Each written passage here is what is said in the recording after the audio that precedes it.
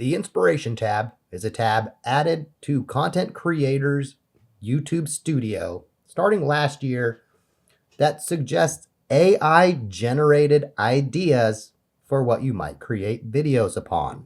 The Inspiration tab might not show for all content creators at this point, though if you're not a content creator, you definitely won't see it.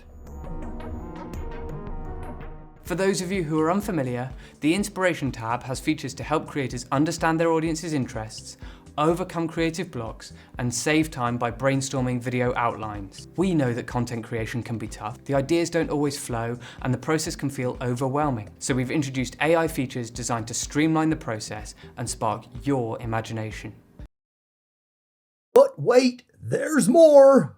If you head to studio.youtube.com and then select the content page, you'll see the new GenAI enhanced Inspiration tool. If you open up the Inspiration tool in Studio, you'll see 5 ideas that we've contextualized for your channel out of the box.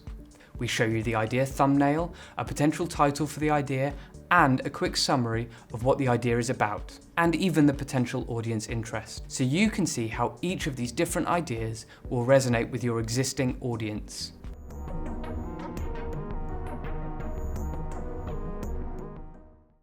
Looking at my Inspiration tab, where conveniently I have 2 suggestions, not 5, at first you might think, well, hey, those suggestions look pretty good.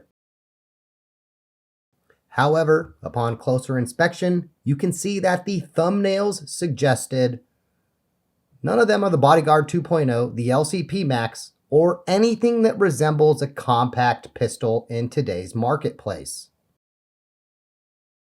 We could just throw out the absolute garbage suggested thumbnails, though the bigger issue is the fact we're being recommended to create videos that we've already created.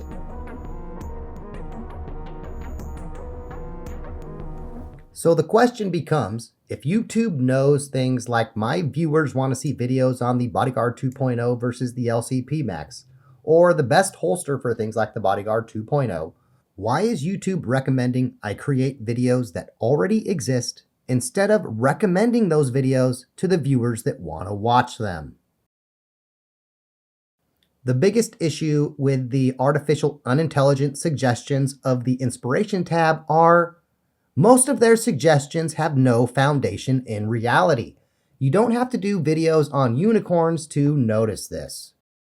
Look at the top 3 suggestions they tossed out for me this time. The first one, that's neither the LCP2 nor the Smith & Wesson Bodyguard 2.0. Our second thumbnail, again, not the ADX nor the P365, not even close on either of those two. But look at the third one. What pistol in reality is that based upon? Nothing. That's a video game gun. Throw out in the comments what you even think those attachments are, because I can't even begin to hazard a guess what the attachment at the bottom left corner of the thumbnail would be. Talk about garbage thumbnail suggestions. These aren't even suggestions based in reality. Doing a reverse image search on their first suggestion, and we can see that they have suggested we do a video on a fictitious firearm from the Resident Evil franchise. The artificial unintelligence doesn't even have the intelligence of a young child capable of recognizing fiction versus reality. There's also the question of, why are you suggesting low interest content? Do you not know how to suggest only high interest content?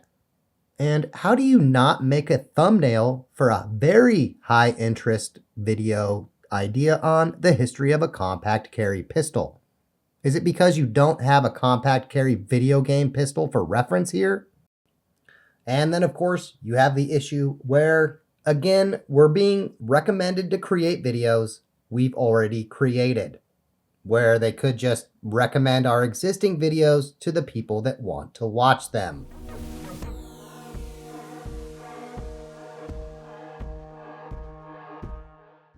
The story YouTube wants you to believe about the Inspiration tab is to help creators understand their audience's interests, overcome creative blocks, and save time by brainstorming video outlines. A product manager who thinks content creators need ideas on how to create content. Like they think these content creators wouldn't be making content without them. I don't know about you, but it certainly explains watching their video why they put a Ginger Ninja product manager in front of the camera instead of someone who actually knows what they're talking about. In 2024, content creators were given the opportunity to opt out of allowing their content to be used to train AI models by third-party companies. What none of YouTube's disclosures tell you is whether or not the Google AI is considered a third-party company. What Gingy, the product manager, didn't tell you in his little creative insider video is the two most important things about their AI. It can lie to you. They'll tell you it's a hallucination, but let's be real, it's a lie. And it does not understand the language that you're using. They'll use a simple example of bats. Well, if you ask for information about bats, they don't know if you mean the bat that flies through the air or the bat that's used in baseball. What about the bat that flies through the air that left the hand of the baseball batter's hands because they lost the grip of it? Heaven forbid you ask their AI that question. Its non-existent head would probably explode. Never mind Gingy, the product manager. And how I'd have to vet the AI's suggestions to make sure they're not, quote, a hallucination or a misinterpretation of basic language. You know, things children that are in the second or third grade can do. All in all, while AI-generated ideas might sound great to Ginger Ninja product managers and people that have no idea what goes into creating content, in reality, why would I use a product where I have to fact check it 100% of the time and also verify that it used the correct definition of the words that I intended it to use? It sounds less useful than asking a kindergartner to complete a complex project. The last takeaway is, why would I take advice from a product manager that can't get through a video without an edit happening after every sentence? If you want to edit after every sentence, do what I'm doing here and record off camera.